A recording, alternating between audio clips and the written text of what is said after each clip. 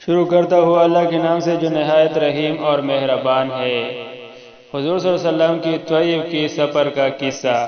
نبوت مل جانے کے بعد 9 برس تک نبی اکرم صلی اللہ علیہ وآلہ وسلم مکہ مکرمہ میں تبلیغ فرماتے رہے اور قوم کی ہدایت اور اصلاح کی کوشش فرماتے رہے،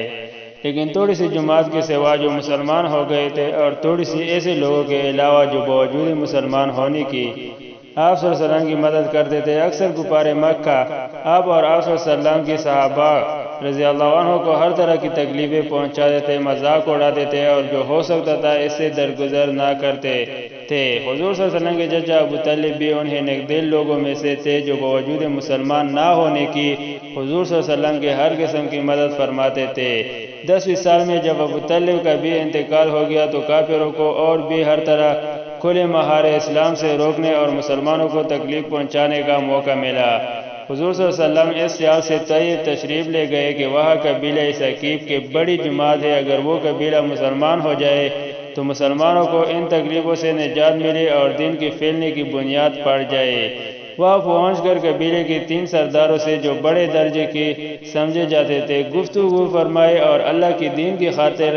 اور اللہ کی دین کی طرف بلایا اور اللہ کے رسول کی یعنی اپنی مدد کی طرف متوجہ کیا، مگر ان لوگوں نے بجائے اس کی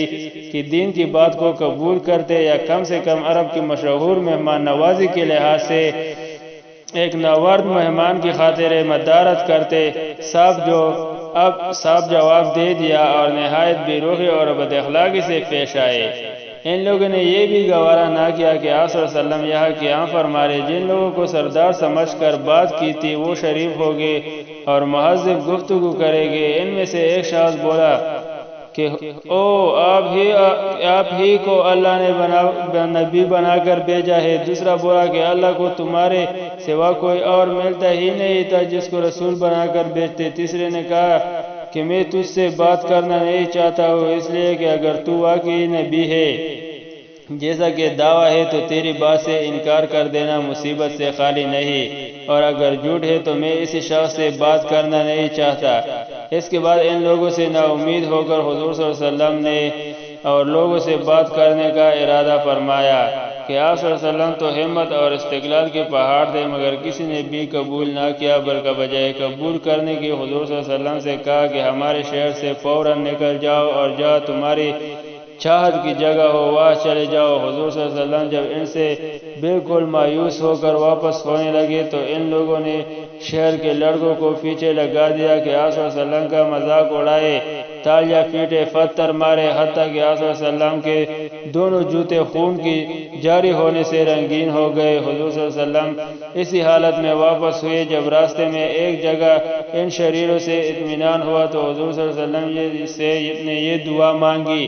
اے اللہ میں تجھ سے شکایت کرتا ہوں اپنے کمزوری اور بے کسی کی اور لوگوں میں ذلت اور رسوائی کی۔ اے ارحم الراحمین، تو ہی ضعفاء کا رب ہے اور تو ہی میرا پروردگار ہے۔ تو مجھے کس کے حوالے کرتا ہے؟ کسی اجنبی بیگانے کی جو مجھے دیکھ کر ترش رو ہوتا ہے اور منہ چڑھاتا ہے، یا کہ کسی دشمن کی جو کہ تو نے مجھ پر قابو دے دیا؟ اے اللہ، اگر تو مجھ سے ناراض نہیں ہے تو مجھے کسی کی بھی پرواہ نہیں ہے، تیری حفاظت مجھے کافی ہے۔ میں تیرے چہرے کی اس نور کی توفیق جس سے تمام اندھیریاں روشن ہو گئی اور جس سے دنیا اور آخرت کے سارے کام درست ہو جاتے ہیں، اس بات سے پناہ مانگتا ہوں کہ مجھ پر تیرا غصہ ہو یا تو مجھ سے ناراض ہو۔ تیری ناراضگی کا اس وقت تک دور کرنا ضروری ہے جب تک تو راضی نہ ہو۔ نہ تیرے سوا کوئی طاقت ہے نہ قوت۔ مالک الملک کی شان قہاری کو اس پر جوش آنا ہی تھا کہ حضرت جبرائیل علیہ السلام نے آ کر سلام کیا اور عرض کیا کہ اللہ تعالیٰ نے آپ کی قوم کی وہ گفتگو جو آپ سے ہوئی سنی اور ان کی جوابات سنے، اور ایک فرشتہ کو جس کے متعلق پہاڑوں کی خدمت ہے آپ کے پاس بھیجا ہے کہ آپ جو چاہے اس کا حکم دے۔ اس کے بعد اس فرشتے نے سلام کیا اور عرض کیا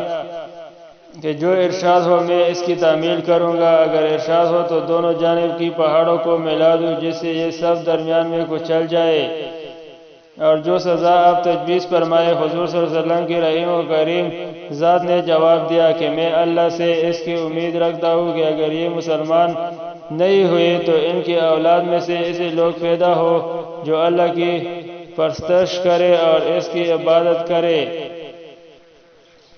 یہ ہے اخلاق اس کریم ذات کی جس کے ہم لوگ